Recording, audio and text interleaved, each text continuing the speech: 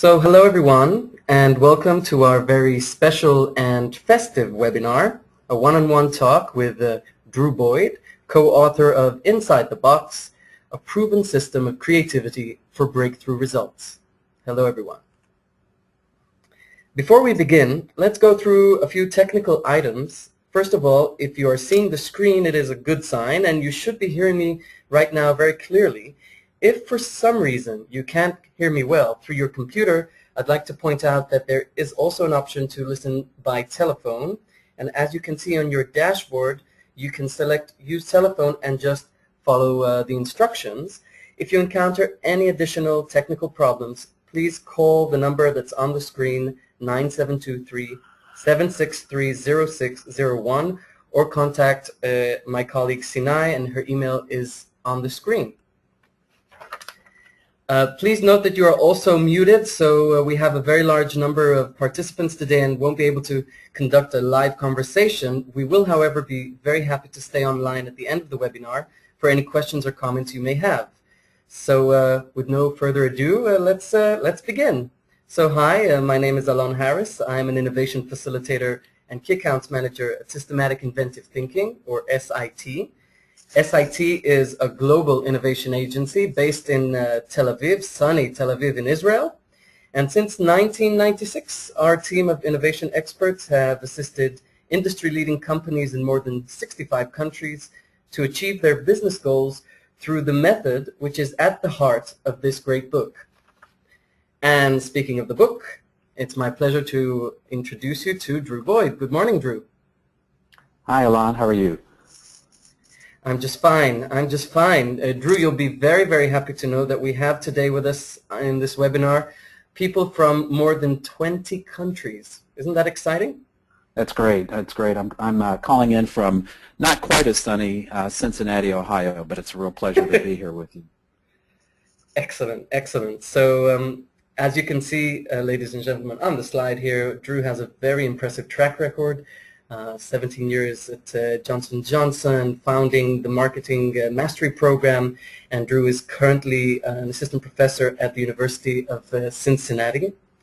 And the goals of the webinar that Drew and I put together today are to introduce you to the stories behind the scenes of the book, to share with you some of the key concepts at the heart of the SIT method, to expose you to some of the SIT case studies that are presented in the book, and to add to them Drew's insights regarding these case studies, and to discuss what corporations or organizations in general can do to enhance innovation.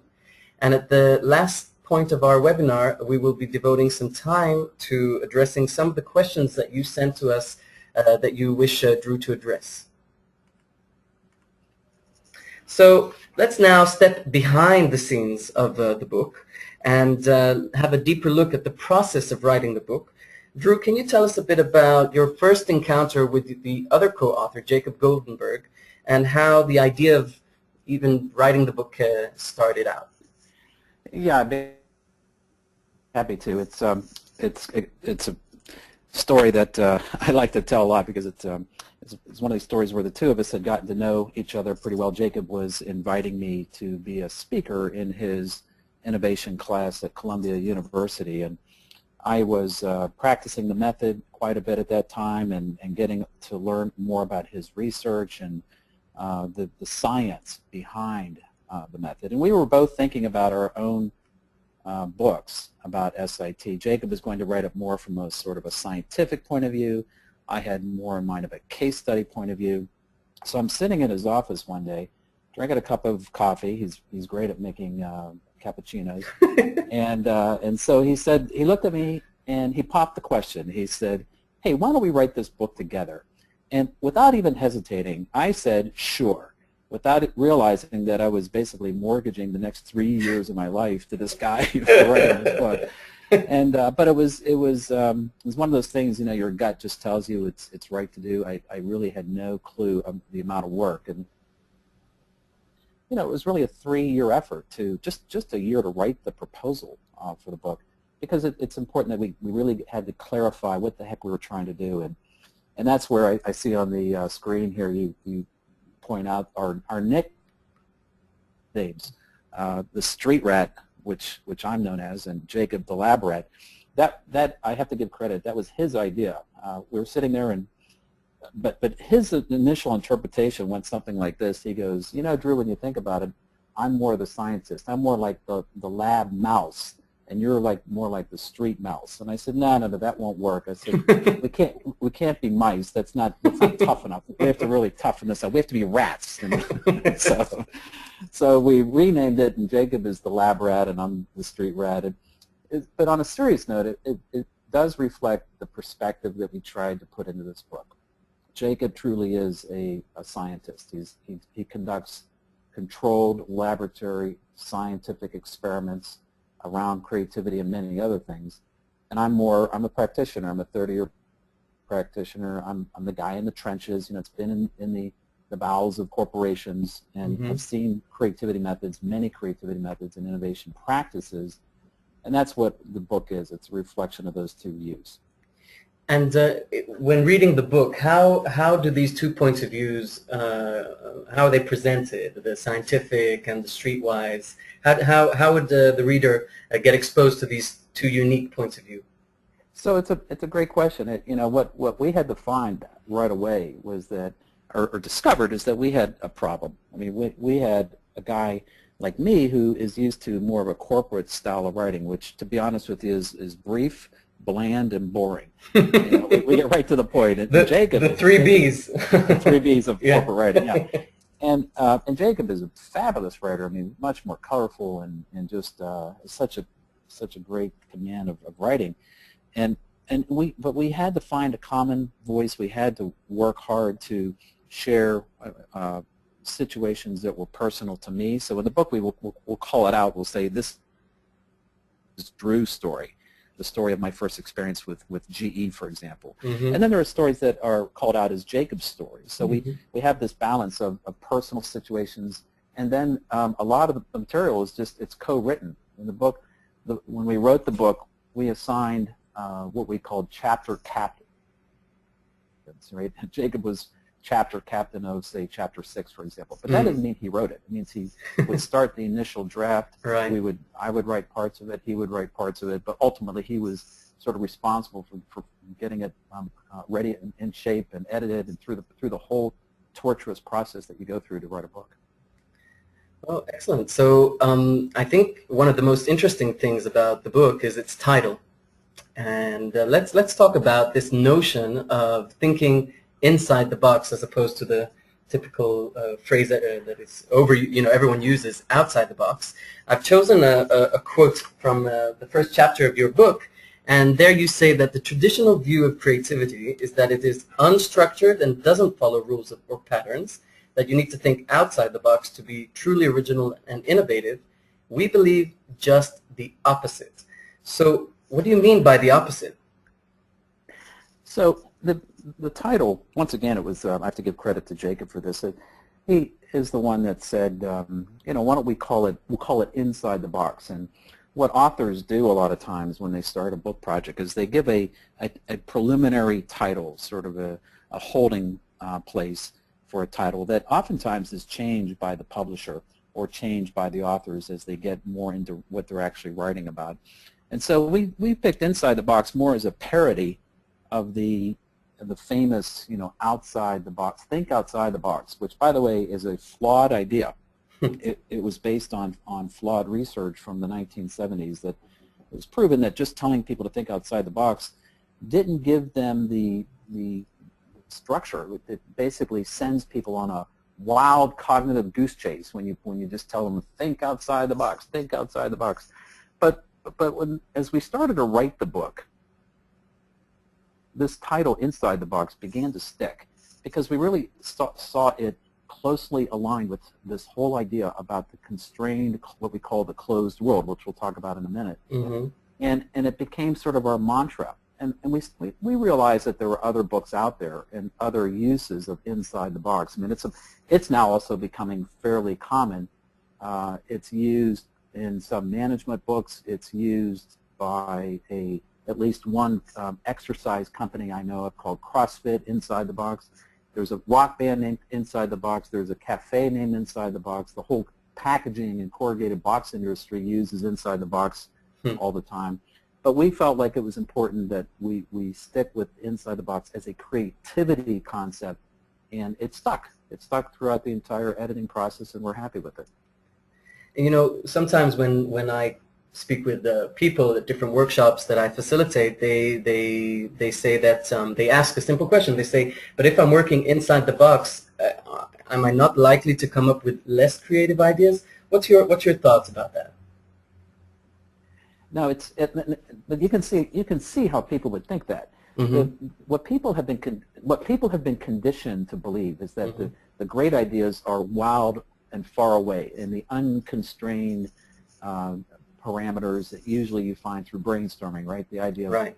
And even Alex Osborne, the inventor of brainstorming himself, he said wild ideas preferred, and that's just not true. What happens is when you constrain somebody to inside the box, it makes the brain work harder and smarter, and finds amazingly interesting and breakthrough ideas right under your nose, sometimes right within your, in the vicinity of where the product or service is being consumed.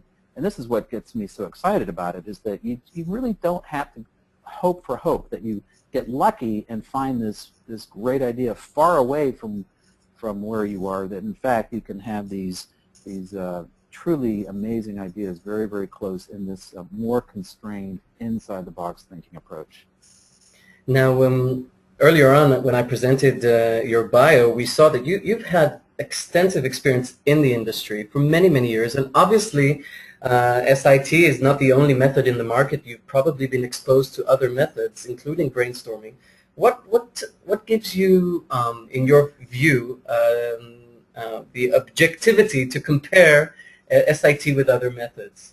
Yeah, that's a fair question, and this is somewhat of a, I know it's a touchy subject for a lot of people. A lot of people just get a little irritated when we bring this topic up. But here's the reality of it. I've been in the business a long time, and I've been trained in a lot of methods and have used a lot of methods, including brainstorming. I was trained by the Creative Education Foundation, which was founded by Alex Osborne. I was a facilitator in brainstorming for many years. And when SIT came along, I started practicing it, and it just worked better. I mean, we just got better results with it at Johnson & Johnson.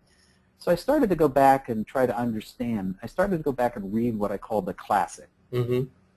So what do the classic books and the research say about creativity methods? And what I found astounded me. What I found was 50 years of clinical laboratory research in brainstorming that showed unequivocally that it doesn't work. I tell you what, I was heartbroken. I was heartbroken that I had devoted so much energy and so much time to this method, only to find out that this data had existed all the time. I felt, I'll be honest with you, I felt a little deceived. I felt a little bit like the people who trained me in brainstorming should have disclosed this. And what we're saying is this: we're not telling people, look, you should use SIT over brainstorming. We're saying that imagine SIT didn't exist. If you didn't have SIT, you still wouldn't want to use brainstorming.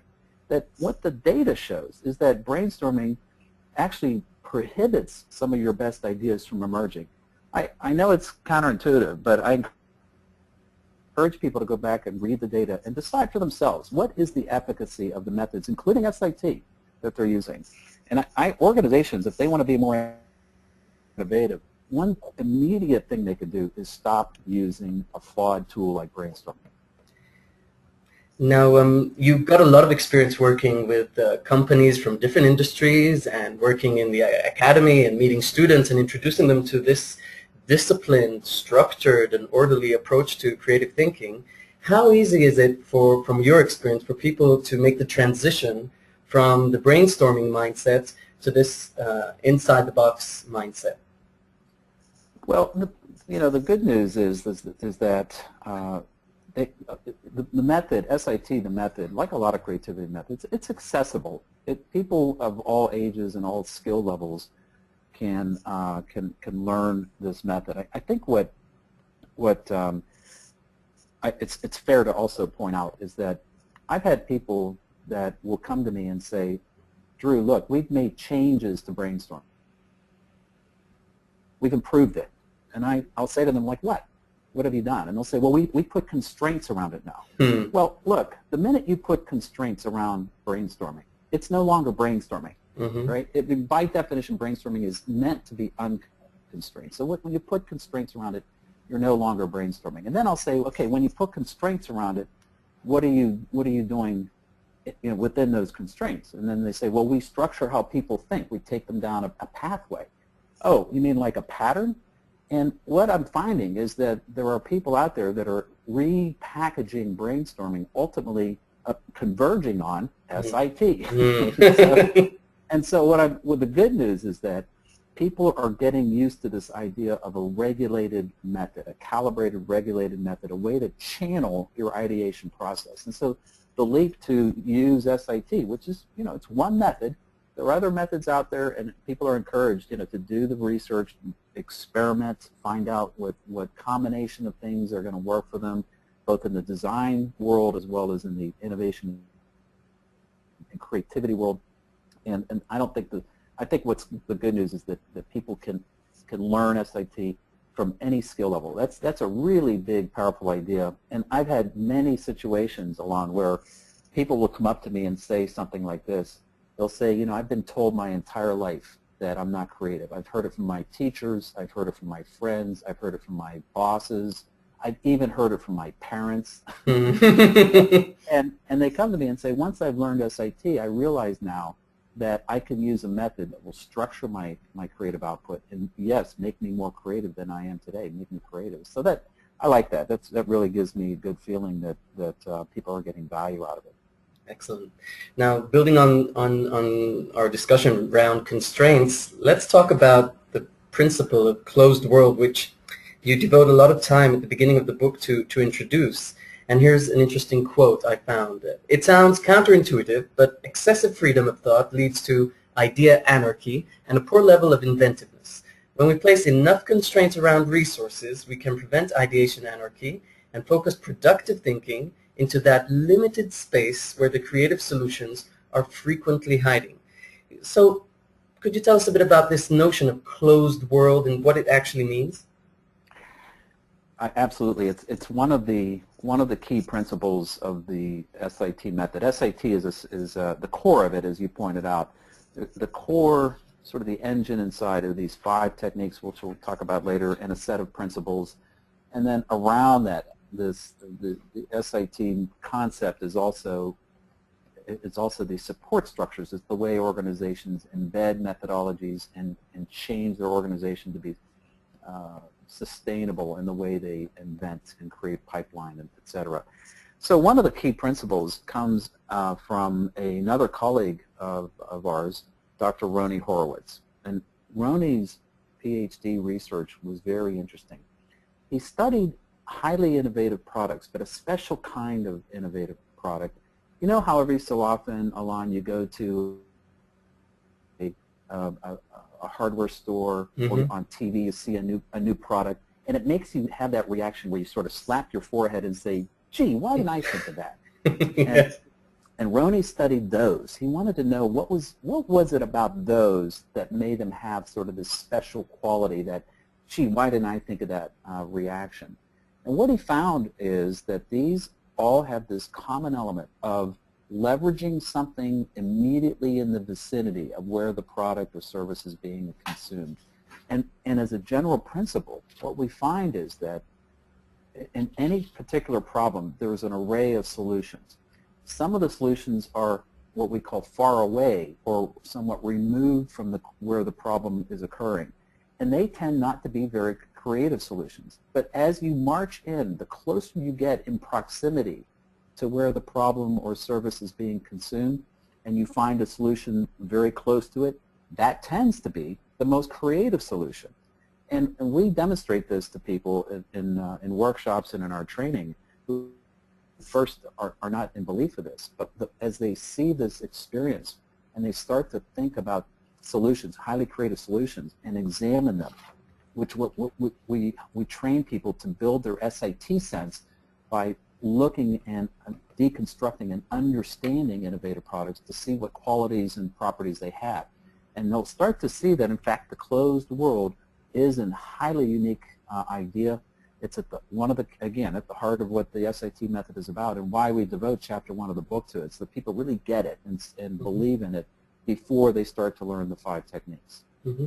And it's really interesting, I think, to see that the closed world principle has value not just in the ideation phase when you're looking to invent new ideas, but obviously also in the implementation, because if you're relying on components that are closer, then the implementation should be easier. I imagine that many organizations you engage specifically in these times with lots of resource constraints and limited manpower, limited budgets, this is a breath of fresh air for them to hear that they can actually generate creative ideas and solutions with what they already have. Alon, you're right, but here's the reality, is that a lot of organizations have become preconditioned to think about importing technology and bringing it into the problem. In other words, they're predisposed to say, we can solve this. We've got technologies out there, and they subscribe to things like open innovation, or they go out and get other things and bring them in or license them in. When in fact, once you adopt the closed world principle as sort of a general creativity mindset, as an innovation principle in a generalized sense, then you resist this temptation to immediately go out and import and source technology to bring it into the problem. You instead develop this other orientation where you want to be inside the box, inside the closed world of the problem, and start to seek solutions there, because they tend to be more efficient. They tend to be more creative. That's what Roni's research shows. And once you get organizations to that point, especially, like you said, in the implementation phase, those are the companies that you just have to admire, that they're truly creative and truly innovative when they are naturally inclined to think the closed world. I think one of the really interesting points you make in the book is also addressing the fact that many companies have been programmed to think that the beginning of any ideation process is to listen to the voice of the customer or the consumer, asking them what they want, what they need, what we can provide them with, and what the future generations of products and services will be. And what you are presenting in the book is a very different approach, where you're asking us to start the innovation process by listening to the voice of the product. So what is the voice of the products? How can we listen to this voice? Well, this was the groundbreaking research, truly groundbreaking research that Jacob did, that studied highly innovative products, and initially with an intent to understand what made them different from one another. And what he found surprised him, that in fact products and services, innovative products, tend to conform to a series of patterns, and those patterns are encoded into the products and services you see around here. Almost think of it as the DNA of product. And what we believe is that for thousands of years, everyday innovators, inventors, have embedded these patterns into their inventions, usually without even realizing it. That's what's fascinating to me, that these patterns now reside into the fabric of these products. And what Jacob did in his research is identified these patterns. And so imagine that instead of asking a consumer what they want, you could interrogate a product, and that product could talk to you and give up its secrets. and that's essentially what this idea is that if you study products and look at them, you'll start to see these patterns, and they can be generalized and reapplied to channel your ideation process. One of the things that I tell companies is, and I don't even have to tell them. They already know this. When I say, look, what's the problem with voice of the customer research? And they all say it right away, that customers often don't know what they want. And I go, what do you mean often? Customers never really know what they want. They want you to improve a feature that they don't like, and they want you to make it cheaper. But they have a very difficult time articulating future needs that they can't even consider. And at times I'll share a personal story about my wife. The first time she got an iPhone, I was one of those crazy people that stood in line for the very first iPhone here at the mall here in Cincinnati, at the Apple Store. And I had to take my wife with me because they wouldn't sell us more than one. And my wife got home, and she's not real fond of technology, but she was really intrigued by the iPhone, and I saw her playing with the buttons and everything, and she had a big smile on her face. But then she started to get frustrated, and I said, "Honey, what's wrong?" And she said, "I can't find the help function." And I said to her, "It doesn't have a help function." What did she say to me? I thought she was going to say, "Well, this has to go back. I can't use it." No. She looked at me and she said, "Finally, a product that understands my needs." Now, what's fascinating to me about that is if Apple had done traditional voice of the customer research and happened to get my wife in the phone, Yeah. what would my wife have said? She would have said, "We need a help function. It has to have a help function." Consumers only know what they know. Now, what I'm not saying is you shouldn't talk to your consumers, not at all, but there is a way within the SIT method to involve customers in the right way that's going to harness what they can respond to. And I think that's the real magic of this, starting first with the voice of the product. Let those patterns guide your thinking and channel your ideation, and then involve the customers in ways that's going to take maximum use of their input.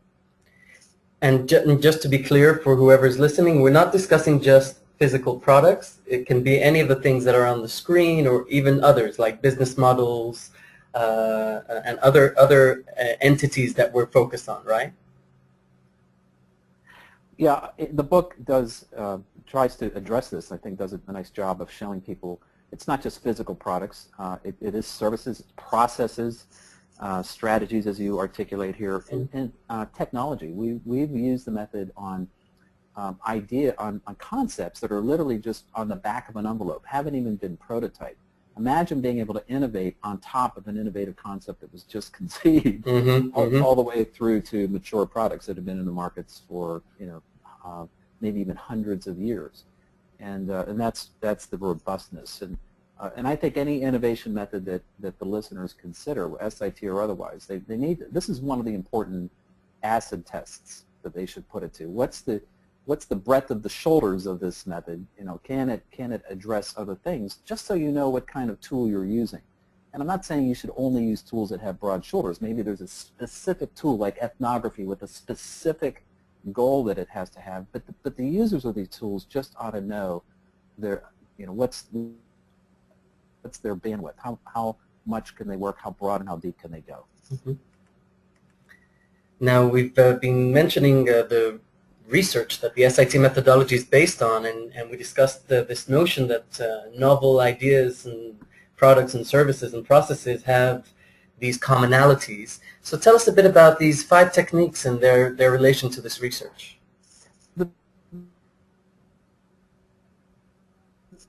Identified a set of patterns that have been turned into techniques. And if you think about it, what the genesis of these is that as innovators would generate solutions and generate new concepts without realizing that they were using patterns that became habit. This is what people do when they think about it. When they find something that works for them, they make a habit of it. They repeat it. And not only humans do this, primates will do this, animals will do this as well. When they find something that works, they generalize it to a pattern or a tool, a template that they can use over and over again. And what we believe is that there are probably many patterns of creativity, but these 5 tend to be the ones that manifest themselves over and over again. These are the 5. If you only had 5 tools to use, these are the 5 you'd want to use, right? And and what they do, what each technique does, Alon, is real briefly, is that they take a starting point. It could be a product, a service, an organization, and by applying the technique, you morph that into something that we call basically we call it a virtual product. It's a configuration that should at first look a little absurd, very weird or unrecognizable. And when you morph that existing situation, we try to think of that as imagine that being a solution that you work backwards to the problem or benefit that it solves. This is the famous principle called function follows form, identified by 3 researchers, Fink, Ward, and Smith. this idea that immediately before we invent an idea, we hold in our head this pre-inventive form that we can't quite figure out what it does, and then, bam, all of a sudden we make the connection to a benefit that it could deliver or a problem that it could solve. And these techniques structure these cognitive tools, channel your iteration process. They structure you and almost force you to come up with a creative idea. That's why I like them so much. That's why they're so powerful. And I think, correct me if I'm wrong, you devote a whole chapter for each of these techniques in your book, right? Yes, a whole chapter. We realize that they're so unique, they're so different. They have their own stories, they have their own examples, their own case studies, and so we try to do justice to them in showing how they've been used both with intent, consciously as well as unconsciously by many innovators, and share some actual stories of SIT clients in some cases, but also give steps. We tried to write the book so that people could read it and understand the method, understand how each of these techniques works. Mm-hmm. We didn't withhold anything. We wanted people to actually be able to do the method, to understand the genesis of it, where it comes from, the research behind it, and the confidence that these patterns really exist, and that they have a way to learn creativity, that creativity and innovation, it's not a gift that you're born with it. In fact, it's a skill, but you've got to learn it. Like any set of tools, mm-hmm. You have to learn it, and you have to apply them properly to get the value out of them. Just like any hand tool that you see on the side. If you take a hammer and you use it inappropriately, you won't get the results that you expect. Yeah, being an SIT facilitator and using this method, working with different organizations, I think the didactic element of the book is amazing, because you can actually follow step-by-step instructions and properly use the tool. Because I think it's really important to know how to use it, not just to understand the basic concept of each technique, but also to properly follow the steps so that you don't misuse it, right?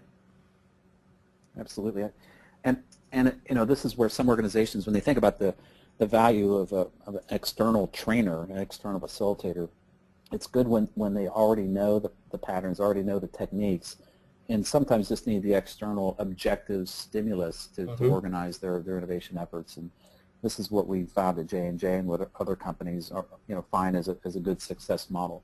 You want people to be self-sufficient. That has to be a mandate from any company today. They want their people to be self-sufficient, to use creativity techniques across the business, and also supplement with external resources and those key critical projects or high visibility projects where the additional expertise of an external agency can be valuable. So we were speaking about these stories that you've filled the book with. These are really interesting stories, and I've chosen 3, and I've put them here on the slide. And I think what's really groundbreaking is that basically what you're saying is that these 3 different stories are all based on the same technique, right? These 3 examples all come from chapter 4, from multiplication. And what we did, Alon, is we felt it was important to share situations and examples of innovations that retrospectively demonstrate the pattern, even if the inventor didn't realize that they were embedding that pattern into it. And one of the really great stories, I'll tell you, writing a book really forces you to get out and learn and do a lot of research, and I learned things that I never would have known had I not written this book. You see here the famous Sears Tower in Chicago. Technically it's called the Willis Tower, but everybody still knows it as the Sears Tower. And what the Sears Tower is, over 100 floors, for a long time was the tallest building in the world. It's actually a series of 9 tubes that are all at different heights, and these square boxes have been built around them. And think of these 9 enormous tubes all lashed together to form this building. But when Bruce Graham, the architect who conceived the Sears Tower, had this flash of brilliance, what he did was very cool. He took a pack of cigarettes, and imagine taking these cigarettes, pulling out 9 of them, and he pulled them up at different heights and he went to his engineer and said, can we make this? And what he was holding in his hand was the first representation of the Sears Tower. It's multiplication because that particular technique takes a component, makes copies of the component, but changes an important attribute of it. And what Graham did is took a tube, multiplied the tubes, changed their, in terms of their height, and essentially used that pattern subconsciously without realizing it. But the other examples here are examples also in the book of companies that specifically used the SIT method. One of the very first companies was a company called Capro. It makes spirit levels, carpenter's levels or plumber's levels like you see here. And what they did was just phenomenal in that they took a tool that has been around for thousands of years. The idea of levels have been around for a long time. But all those levels, all those thousands of years, were precisely calibrated to zero, perfectly level, to use it to construct homes and things like that. What Capro did is use the multiplication technique and created the first level that had a way to make something unlevel. Now, why in God's name would you want to make something unlevel? Well, it turns out that carpenters use this when they're making a floor, and they have to make it at a specific grade or angle to make sure water runs off of it appropriately. Plumbers have to put pipes in homes at a slight angle, not perfectly level, or and material will sit in it. You want the material to flow downhill, and this was the multiplication of taking the vial, making copies of it, then changing the degree that it represents in terms of its orientation to the earth. And the final example you see here is another early pioneer in using the SIT method. A company here in Cincinnati, Procter & Gamble, the consumer packaged goods company, and it used the multiplication technique on an air freshener. What was interesting is at the time they were like fourth to market and behind their competitors in this very competitive category of air fresheners. They used multiplication, the SIT method, with facilitators, and what the example was is that they made a copy of the vial of scented odor that's pulsed out into the room. Now, why in God's name would you have an air freshener with two scents in them? Well, it didn't take the P&G team long to figure it out. That what their clever little device does is the first scent pulses out into the air and then stops just about the time the human nose turns off that smell. We all have this feature in our noses of turning off smells at some point in time. That's when the second scent automatically kicks in and it starts to pulse out so the nose can pick up a new scent. And this back and forth pulsing and the way it's timed makes this just a brilliant product. It has a very clever name too. It's called the Noticeable. And Alon, when they came out with this product, they doubled their market share in 4 months. And that's tough to do. That's tough to do. In a competitive market. Yeah. Now, Drew, when I'm listening to these stories and your passion telling them, I can hear that in all of these cases there was some elements of surprise, of doing something that even on an industry level was so counterintuitive. Is this something that the techniques trigger, this surprise element? Well, by design, a creativity method should create surprise, in my view. And what's interesting about innovation is that the novelty of a new invention is fleeting, right?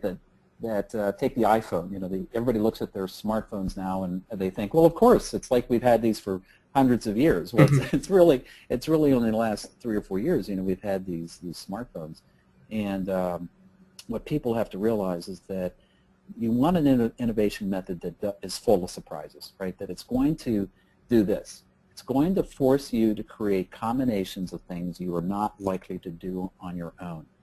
And that's what the SIT method does, and any innovation method should strive to do that. That this sudden intersection of two previously unrelated themes gives you that surprise, that ability to see an opportunity and see a benefit that you can offer into the marketplace, and that's what SIT does. We're approaching the last part of our webinar, and last week, because we knew we were going to have so many people participating today, we sent out an email inviting people to send questions for you. For those of you who registered a bit later and didn't get the email, we will of course be happy to receive your emails after today's webinar. So after sifting through the questions and taking into consideration our time constraints, let's go through some of these questions. And the first one is from Dwayne from Savannah River Remediation, and he asks, what have you found to be the most effective at convincing people to apply the SIT process? Okay, that's a great question, and a large part of my role at J&J became this: how do you convince? Yeah, convincing, but it's an important thing, and I've had many situations where I've trained people, and they'll come up to me afterwards and says, you know, Drew, this is great, I get it, I love it, I see it, it works, but my boss hasn't been trained. How am I going to convince my boss? So I feel your pain, Dwayne. There's no doubt that this is a common situation that people face. So let me give you some general guidelines here. What we experienced at J&J, and I encourage you to think about this, is that start small. Start with a pilot program. You know, if you do a pilot program using the SIT method, you lower the risk. But the important thing is how you do the pilot. And what I would do is I would force the method to, the pilot program I should say, to involve a lot of different departments, meaning I would get them to put a little bit of money into the pilot program so everybody felt like they had their hands in the effort, so that if it was a failure, nobody got stuck with spending a lot of their budget dollars on it, and if it was a success, then everybody felt like they were part of a successful program. So start with a pilot. The other thing you have to do, and I've learned this over and over, is people, honestly, they have to experience what it feels like to use the method so they can see in their own mind's eye how the idea was generated. I spoke to the senior board of a large pharmaceutical company a couple months ago. And just as I was about to start the presentation, the CEO looked at me and he said, Drew, whatever you do, please don't give us the innovation equivalent of the 5 steps to sobriety, because we've heard it all before. You know, and what clicked for me is this is the frustration that companies have, is that they've been told why innovation is important, but they haven't been told how to do it. And what I did in 45 minutes is I had them experience the SIT method, and that's what it took. That's when the light bulb went on, and the CEO looked at all his direct reports, all the division heads, and says, we're doing this. So it's pretty convincing. But Dwayne, the other final piece of advice I would give you is one important way to persuade people on anything is to show evidence of what others are doing. And that's where the book can be a help, because it is full of case studies and examples. And I think if you get testimonials from other innovation managers and other people in your situation, that's important. What we call in persuasion, we call that social proof, or the consensus principle of persuasion, where you're showing evidence of what others are doing as a way to guide your actions. And I always found that to be very compelling. Excellent. Thank you, Drew. Let's move on to the next question. This one's from Mary from Macy's. Does this thinking apply as well to innovation around processes and program designs, things that are not necessarily physical, concrete? You know, when we first experienced it at J&J, we started with products, and we liked the result. We immediately got some breakthrough things in our different business lines, and we started to experiment. We started to get more bold. We said, you know, if this works so well on products, could it work on other things like a process? And in this division of Johnson & Johnson, it made medical equipment, surgical instruments for procedures like removal of the gallbladder.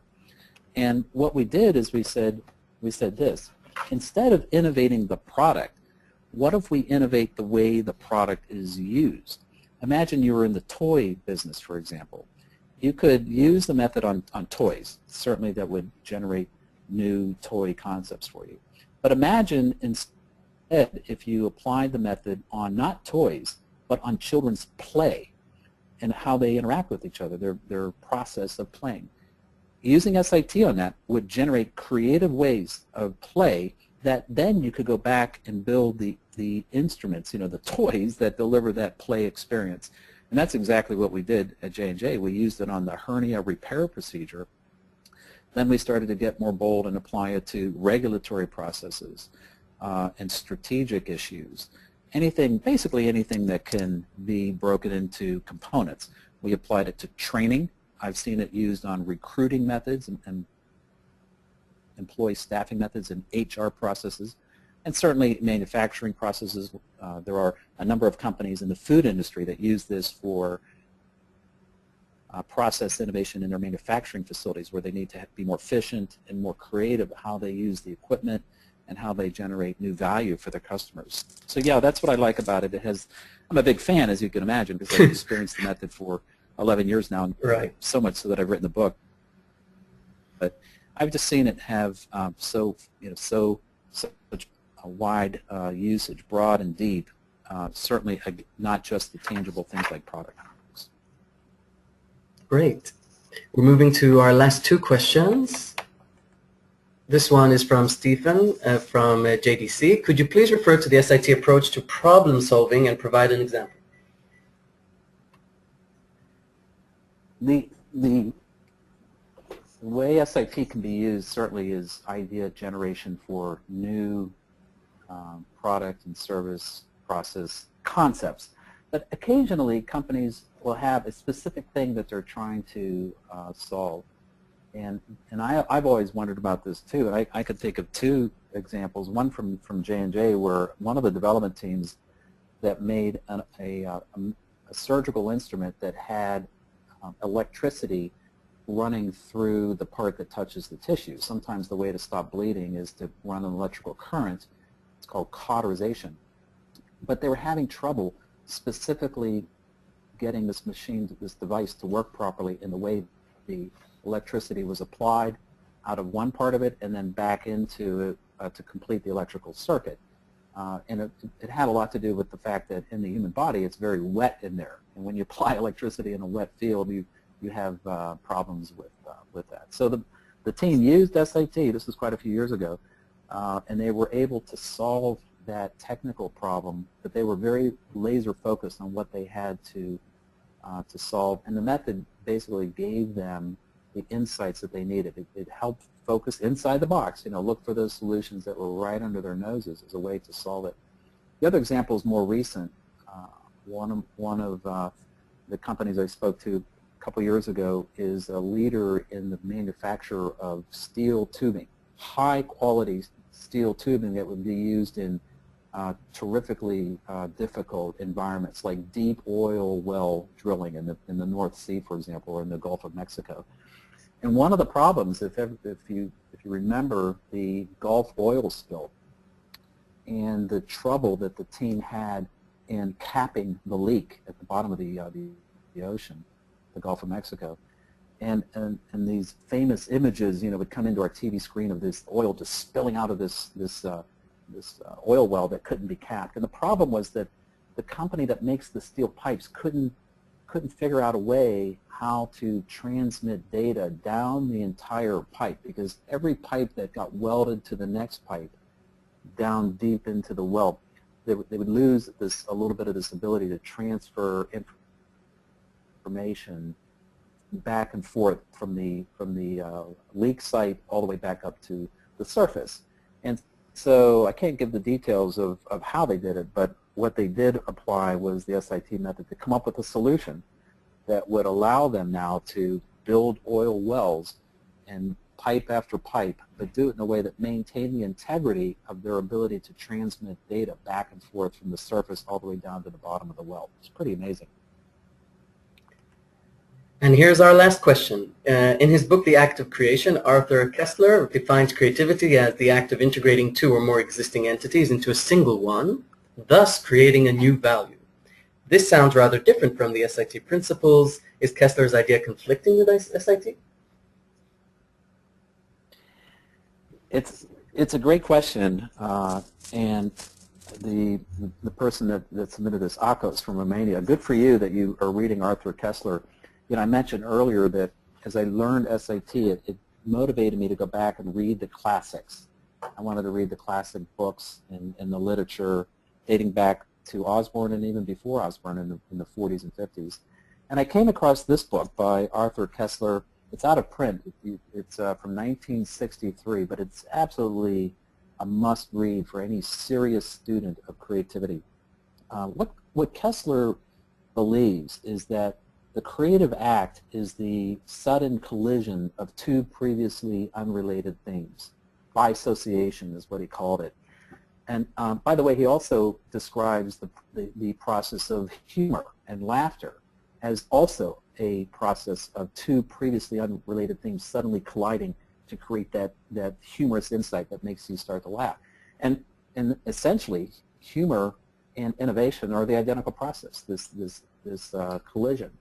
Well, this is not in conflict with SAT at all. In fact, that's exactly what SAT is designed to do. The SAT method forces you to create combinations of things you're not likely to have created on your own. By design, it makes your mind and structures it and walks it down a process where you create these configurations, these altered configurations, the virtual product we call it. And then you use your mind from this so-called solution, work backwards to a problem that it solves or a benefit that delivers. You create that sudden collision, that bisociation, and have the creative insight at that moment. So no, Akos, I would believe that Koestler's concept is very consistent with SAT. The book, though, is filled with just lots of examples of famous inventors like Einstein and people who invented DNA and lots of other examples out there in science and the arts. And he talks about how they have this unique insight that they'll wake up in the middle of the night and they'll connect one piece of the equation to the other idea to have this tremendous breakthrough idea. Well, imagine being able to do that systematically. Imagine a method that guided your mind to do that with intent, where you almost were forced to create those intersections of unrelated things.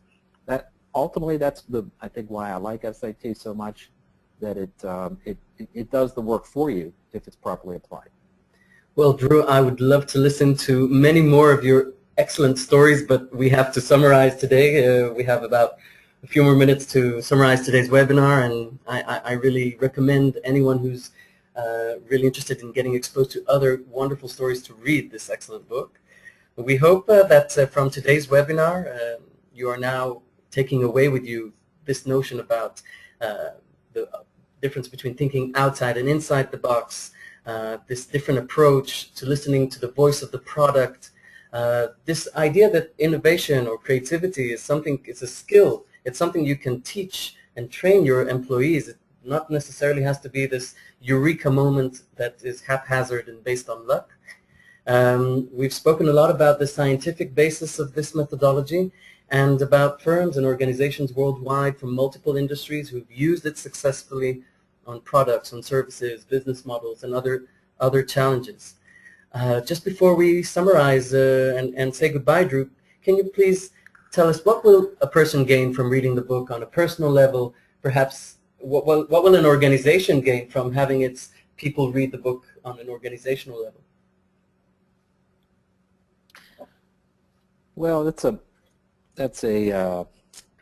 think I go back to the premise of the book, which is Jacob and I were writing it, we kept retesting it. What are we really trying to say here? What are we really trying to say? And this is what my years of experience in dealing with the use of the method and Jacob's years of experience researching it. We kept coming back to this idea that innovation is a skill. It's not a gift. It's not something you're born with. And that initial belief is hard for people to understand. They don't believe it at first. And they've been taught all their life that only creative people are the ones that can come up with creative ideas. And so what the book does is helps people over that hump. It helps get people to realize that You can be a corporate innovator in a Fortune 500 company. You can be a third grader and use this method. In fact, we've even taught the method to kids with cognitive disabilities. We talk about one of them in the book. And no matter where you are in the creativity scale, what we hope the book does is motivates people to see that they can boost their creativity by learning a new set of skills, this set of skills and these techniques that can be applied to lots of parts of their life day in and day out. That was really the driver and what we hope to contribute to people's lives, a way to make their world a better place. Thank you. For those of you who are interested in evaluating the SIT methodology, networking with other senior managers and leaders who have a responsibility regarding their innovation culture and processes, we invite you to come to our innovation event, which we call the Innovation Suite, in September in New York.